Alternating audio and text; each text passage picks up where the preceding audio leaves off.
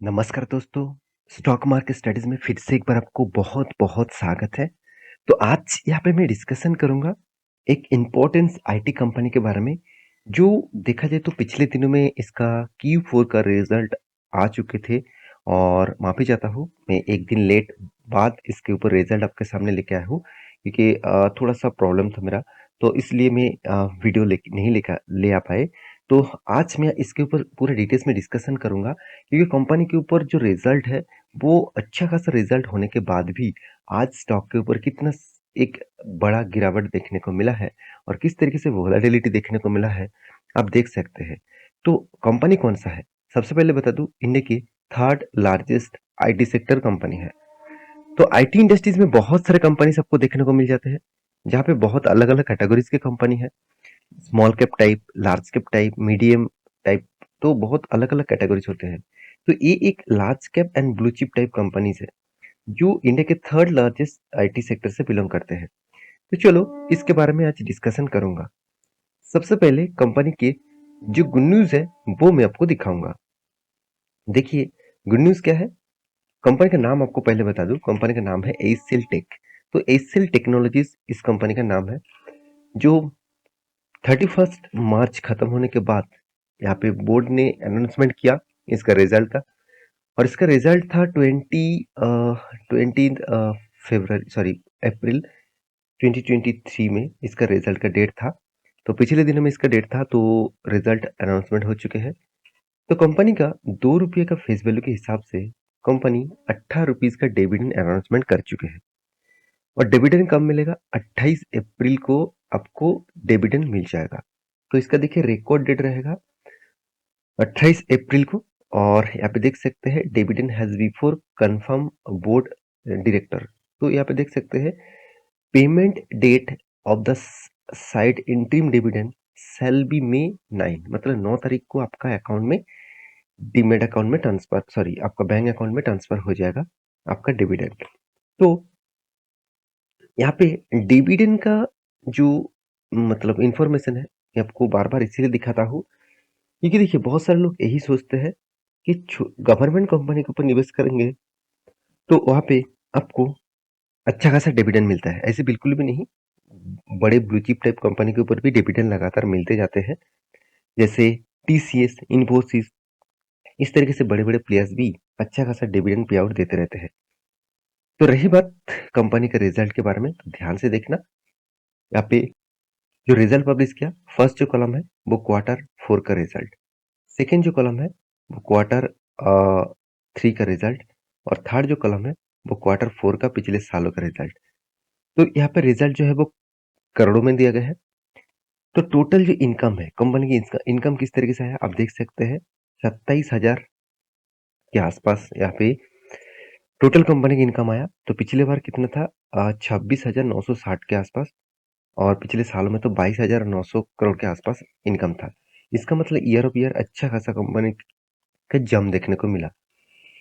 रही बात कंपनी का प्रॉफिट एंड लॉस, सॉरी, रही बात कंपनी के एक्सपेंस का, तो टोटल एक्सपेंस कहाँ पे है? कंपनी का सबसे जो खर्चा है वो है एम्प्लॉय का। आईटी सेक्टर में सबसे ज्यादा खर्चा एम्प्लॉयज के ऊपर देखने को मिलता है।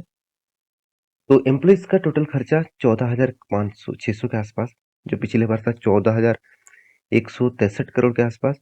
पिछले साल में था 12,600 करोड़ के आसपास। तो टोटल यहाँ पे एक्सपेंस के बारे में बात करूँ तो उससे पहले टैक्सेस भी कंपनी को पे करना पड़ा। तो टोटल टैक्स एक्सपेंस देखेंगे तो पिछले सालों की तुलना से इस बार टैक्स एक्सपेंसेस ज्यादा हो चुके हैं, मतलब डबल के आसपास देखने को मिला है। तो टोटल कॉम्प्रिहेंसिव इनकम, तो अदर्स इनकम भी आप देख सकते हैं। टोटल कॉम्प्रिहेंसिव इनकम इस चीज को आप देखेंगे तो कि कंपनी का प्रॉफिट जो है वो डाउन हो चुके हैं। इसका मतलब कंपनी का जो मार्जिन है वो पिछले क्वार्टर से घट चुके हैं। देखिए, हमेशा एक एस्टिमेट किया जाता है कि पिछले क्यू को भी ब्रेक कर पाए कि नहीं कर पाए, वाई ऑफ वाई मतलब ईयर ऑफ ईयर को ब्रेक कर पाए कि नहीं कर पाए। तो इस चीज को हमेशा देखा जाता है। तो quarter of quarter and year of year, ये दोनों चीज आप देखेंगे तो दोनों चीजों से आपको जो डेटा देखने को मिलेगा वो ऑब्वियसली एक अ, अच्छा खासा डेटा होना चाहिए था। मगर यहाँ पे एस्टिमेट के हिसाब से पिछले सालों की तुलना से प्रॉफिट जो हुआ उतना खास परफॉर्मेंस नहीं हुआ। मगर पिछले देखा जाए तो क्वार्टर की तुलना से कंपनी का भी यहाँ पे प्रॉफिट मार्जिन कम हो चुके हैं। तो इसीलिए कंपनी का जो अर्निंग पर शेयर है, अर्निंग पर शेयर में भी कम देखने को मिला। 14.71 पिछले बार था 15.13 और पिछले साल में था 13.27। इसका मतलब अर्निंग पर शेयर में भी यहाँ पे डाउन साइड देखने को मिला है। तो रही बात कंपनी का सेगमेंट वाइज रेवेन्यूज की, तो कंपनी के यहाँ पे सेगमेंट आप देखेंगे तो टोटल आईटी एंड बिजनेस के सर्विसेज के ऊपर, आईटी बिजनेस सर्विसेज के ऊपर कंपनी का टोटल जो रेवेन्यू जनरेट हुआ वो 3,377, पिछले बार था 3,200 और पिछले साल में था 2,889। इंजीनियरिंग और आर&डी सर्विसेज के ऊपर यहाँ पे इनकम का जो सोर्सेस है वो कम हो चुके हैं पिछले बार की तुलना से, मतलब पिछले क्वार्टर की तुलना से। पिछले सालों में 700 था, इस बार 809 बना, मतलब 9 करोड़ का बना। पिछले क्वार्टर्स में 956 करोड़ था। तो एचसीएल सॉफ्टवेयर के, उस सॉफ्टवेयर के ऊपर भी कंपनी का जो बिजनेस हुआ तो उसमें भी देखा जाए तो कुछ मतलब उतना खास परफॉर्मेंस नहीं देखने को मिला पिछले क्वार्टर के तुलना से। तो हर कैटेगरी से देखा जाए तो पिछले क्वार्टर को बीट नहीं कर पाया। रही बात कंपनी का एसेट के बारे में, तो टोटल जो एसेट है आप देखेंगे, टोटल जो एसेट है कंपनी का करंट एसेट जो पिछले बार था 40,900 और इस बार एसेट का मतलब जो परसेंटेज है, एसेट का जो फिगर है वो कम हो चुके हैं। देखिए हमेशा कंपनी का एसेट बढ़ना चाहिए था, यहाँ पे एसेट घट चुके हैं। कहाँ पे घटा है आप देख सकते हैं, बहुत जगह पे घट देखने को मिला। जैसे आधार जो एसेट्स है उस एसेट के हिसाब से भी देखा जाए तो यहाँ पे कम देखने को मिला, और भी बहुत सारी चीज यहाँ पे कम देखने को मिला है। तो रही बात इस कंपनी के डिटेल्स भी आप देख सकते हैं, करंट एसेट, करंट लायबिलिटी सब कुछ आपके सामने है। करंट लायबिलिटी के हिसाब से सॉरी, अगर लायबिलिटी में आपको दिखा दूं तो टोटल जो करंट लायबिलिटीज है वो भी आप देखेंगे तो लायबिलिटीज में यहाँ पे ज्यादा देखने को मिला है। तो लायबिलिटी जितना कम होगा उतना ही कंपनी के लिए खास होना चाहिए था।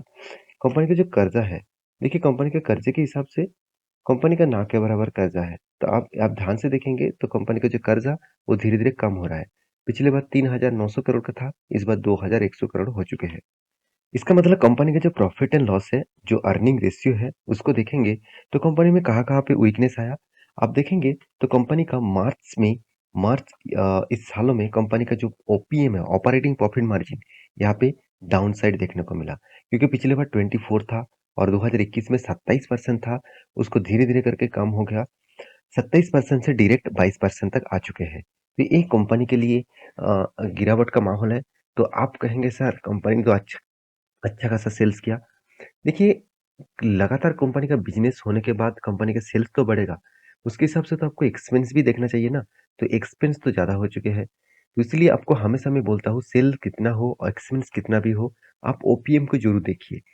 ऑपरेटिंग प्रॉफिट मार्जिन ये कैलकुलेट करके देता है कि अभी जो मतलब जो परफॉर्मेंस है कंपनी का, तो वो परफॉर्मेंस किस तरीके से हो रहा है। अगर ओपीएम सही है, ओपीएम धीरे धीरे करके ग्रोथ हो रहा है, तो कंपनी में दम है, मतलब कंपनी ठीक ठाक चल रहा है। अगर ओपीएम डाउन हो रहा है तो कंपनी में गड़बड़ी देखने को मिला है। तो आईटी सेक्टर में पहले से ही बहुत ज्यादा प्रेशर है, वो तो सब आप जानते ही है। तो उसके लिए कंपनी के प्रॉफिट मार्जिन में इम्पैक्ट जरूर देखने को मिलेगा। तो यहाँ पे कंपनी ने प्रॉफिट मार्जिन को इंक्रीज किया। कंपनी कर्जे के बारे में बात करो तो कंपनी का ना के बराबर कर्जा है, और जितना कर्जा है उसको भी कंपनी कम कर चुके हैं। अभी फिलहाल के लिए कंपनी का कर्जा कम हो चुके हैं 3000। यहाँ पे मैं कर्जा एक बार मैं फिर से आपको दिखाना चाहूंगा, जो कर्जा मैं अभी आपको दिखा चुका हूँ। हाँ यहाँ पे कर्जा, हाँ कितना है कर्जा, कंपनी का जो बोरिंग है वो यहाँ पे देखिए घट चुके हैं। तो कंपनी का कर्जा भी धीरे धीरे करके कम हो रहा है। तो इस कंपनी के बारे में सिर्फ एक ही बात कहूंगा, कंपनी में दम है, पोटेंशियल भी है। इस कंपनी के ऊपर आपको लॉन्ग जर्नी के लिए सोचना चाहिए, क्योंकि इंस्टीट्यूशन इस कंपनी के ऊपर होल्डिंग धीरे धीरे करके बढ़ा भी रहा है। रही बात इस कंपनी का चार्ट पैटर्न का, तो मैं चार्ट पैटर्न के बारे में बात करूँ तो मैं आपको एक ट्रेंड लाइन ड्रॉ करके दिया। देखिए कोई भी स्टॉक अगर अपर साइड से लगातार गिरावट हुआ और उसके बाद हर हर साइड में जाने के लिए कोशिश किया, मगर यहाँ पे जिस तरीके से क्रैश हुआ, इसका मतलब है बायर से कई गुना ज्यादा सेलर एक्टिव है। तो मेरे हिसाब से यहाँ पे जो रेंज बन रहा है, ये रेंज बहुत स्ट्रॉन्ग रेंज है। अगर इस रेंज से नीचे साइड को ब्रेक डाउन करे तो मैं ऑब्वियसली एक शॉर्ट साइड का ट्रेड लूंगा। आप कहेंगे सर शॉर्ट साइड का किस तरीके से ट्रेड लेंगे, तो मैं ऑप्शंस पुट में बाय करूँगा और मैं एक शॉर्ट सेलिंग के ऊपर काम करूँगा। तो आप भी इस तरीके से ट्रेड लेना चाहते हैं तो टेलीग्राम में जाकर ज़रूर जॉइन करिए और वीडियो अच्छा लगे तो प्लीज़ एक लाइक करिए। मिलते हैं नेक्स्ट वीडियो में, तब तक के लिए अच्छे से रहिए, अपना ख्याल रखिए। Bye bye.